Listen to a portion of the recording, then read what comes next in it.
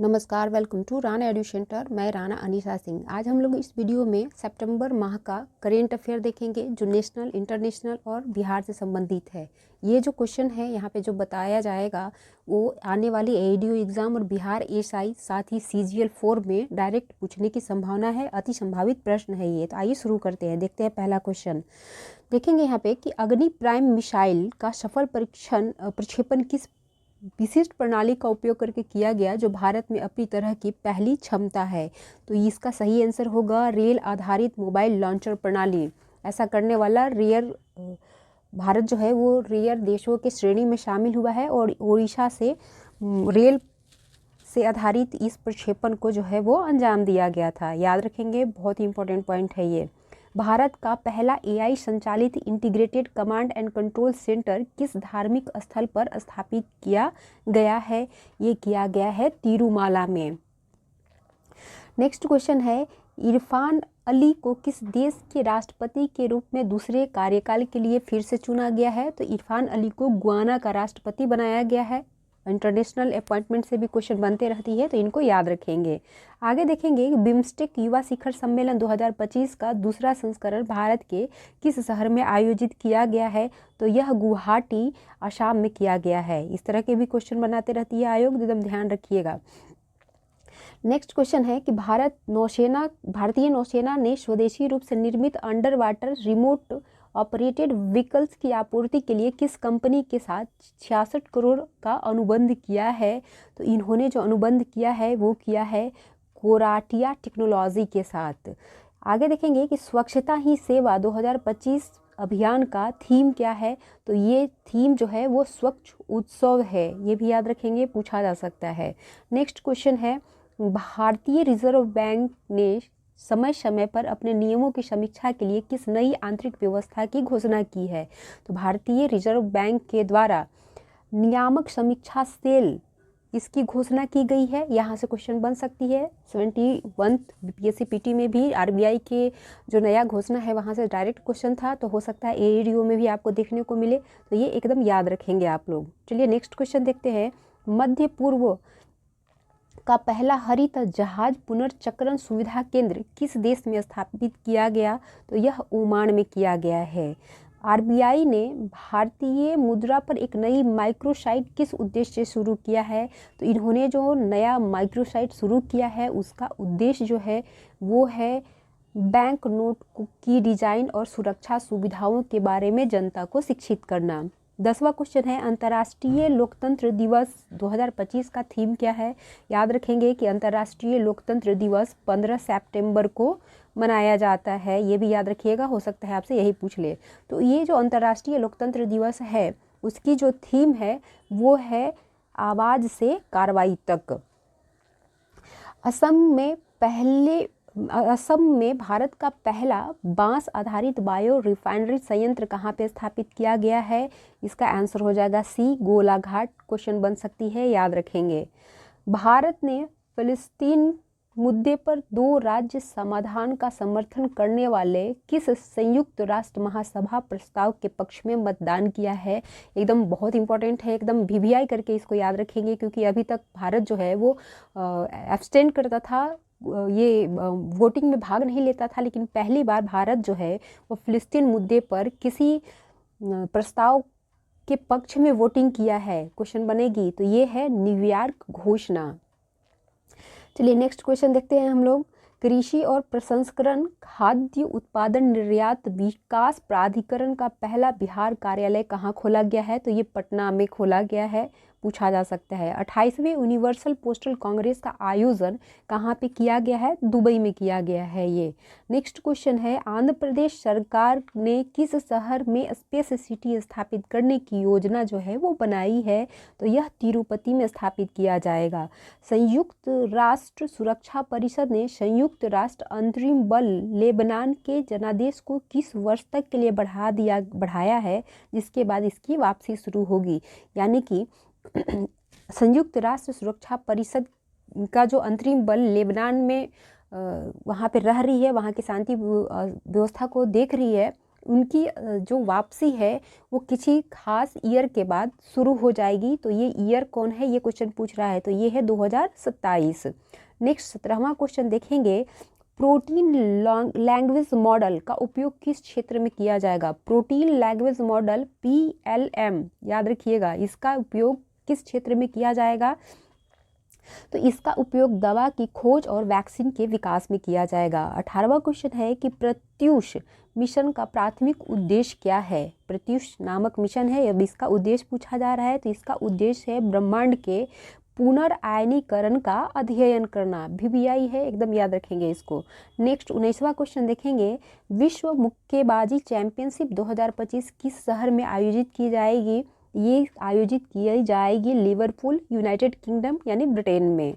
आगे देखेंगे, NRIF 2025 ranking में किस विश्वविद्यालय को सर्वश्रेष्ठ विश्वविद्यालय या सर्वश्रेष्ठ अनुसंधान संस्थान दोनों का दर्जा दिया गया है। ये जो विश्वविद्यालय है उसको सर्वश्रेष्ठ विश्वविद्यालय तो घोषित ही किया गया है, साथ ही सर्वश्रेष्ठ अनुसंधान संस्थान ये भी इसको दर्जा दिया गया है। तो ये है भारतीय विज्ञान संस्थान बेंगलुरु, IISc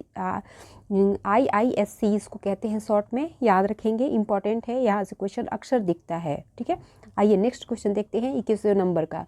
तो देखेंगे कि UPSC ने अपने शताब्दी समारोह के अवसर पर किस संस्थान की स्थापना की घोषणा की है। तो UPSC के द्वारा सर्वोत्तम अभ्यास केंद्र की स्थापना की घोषणा की गई है।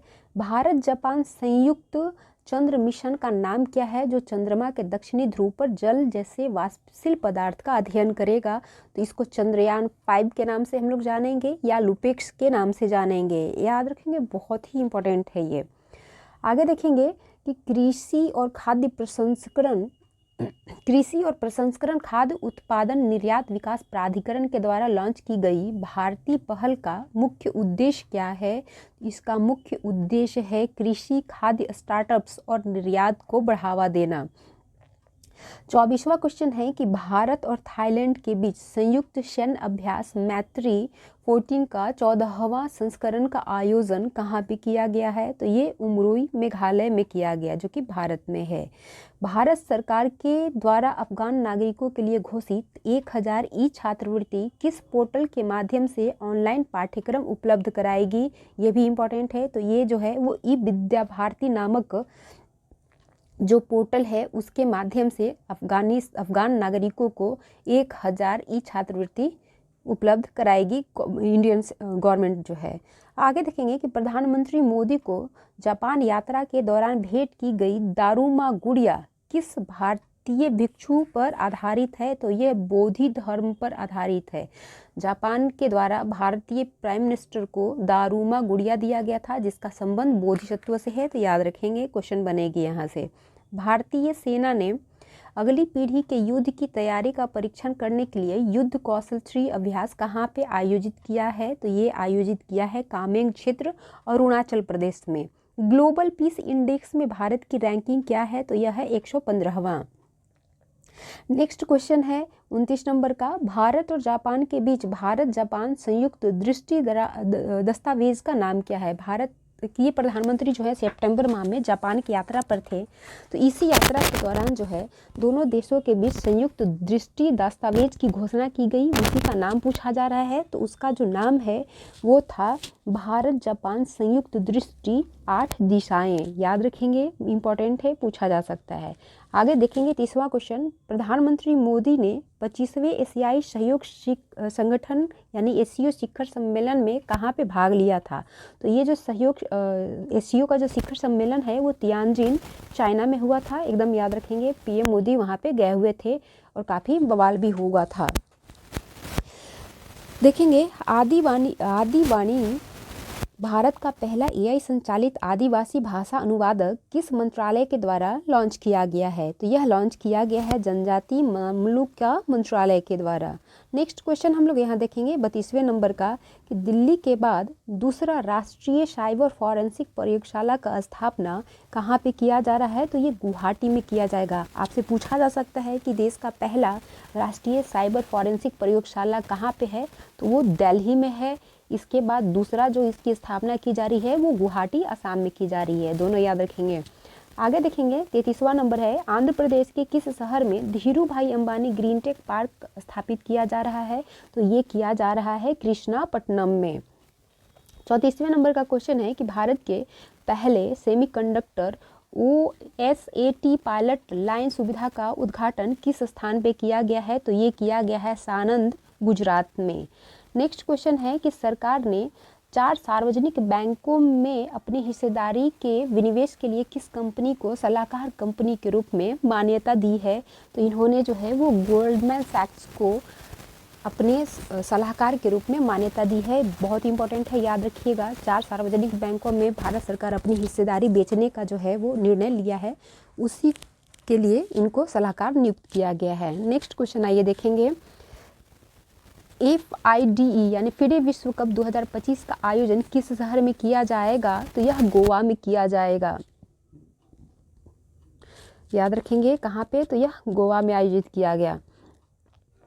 आगे देखेंगे, भारतीय सेना ने असम और मणिपुर में सैन्य नागरिक एकीकरण अभ्यास किस नाम से शुरू किया है? तो ये अभ्यास शुरू किया गया है अभ्यास समन्वय शक्ति 2025 के नाम से। 38वां क्वेश्चन है कि प्रधानमंत्री विरासत का संवर्धन योजना का उद्देश्य क्या है? तो इसका जो उद्देश्य है वो है अल्पसंख्यक समुदाय के लिए कौशल प्रशिक्षण और महिला उद्यमिता को बढ़ावा देना। एकदम याद रखेंगे, बहुत ही इंपॉर्टेंट है, डायरेक्ट क्वेश्चन दिख सकती है यहाँ से। नेक्स्ट क्वेश्चन देखेंगे 39वां कि बिहार के किस जिले ने इंस्पायर अवार्ड 2025 में प्रथम स्थान प्राप्त किया है? तो ये भी MBBI है, ये मुजफ्फरपुर को दिया गया है पुरस्कार। नेक्स्ट और लास्ट क्वेश्चन है 40वें नंबर का कि पटना में किस उत्पाद के निर्यात को बढ़ावा देने के लिए एपीडा कार्यालय का उद्घाटन किया गया है? तो ये मखाना के लिए किया गया है। क्योंकि पिछले हमारा जो लास्ट ईयर का जो बजट है यानी 25-26 का, उसमें मखाना बोर्ड की स्थापना की घोषणा की गई थी सेंट्रल गवर्नमेंट के द्वारा, और मखाना को प्रमोट करने के लिए काफ़ी प्रयास किए जा रहे हैं। इसी के तहत पटना में एक कार्यालय का भी उद्घाटन किया गया है। तो याद रखेंगे, क्वेश्चन यहाँ से पूछेगा, क्योंकि 70th मेंस में भी क्वेश्चन मिथिला मखाना पे बन चुका है। तो आगे भी आने वाले दिनों में विभिन्न एग्जाम में जो खासकर बिहार से रिलेटेड होंगे क्वेश्चन दिखेगा, तो ये याद रखेंगे। तो ये रहा हमारा सितंबर माह का इम्पोर्टेंट करेंट अफेयर। इसे आप लोग ज़रूर देखें, इग्नोर ना करें। यहाँ से क्वेश्चन डायरेक्ट आपको दिखेगी। हमारी प्रयास अगर आपको अच्छी लग रही है तो लाइक करें, सब्सक्राइब करें और अपने दोस्तों तक फॉरवर्ड करें। वीडियो में लास्ट तक बने रहने के लिए बहुत बहुत धन्यवाद। जय हिंद।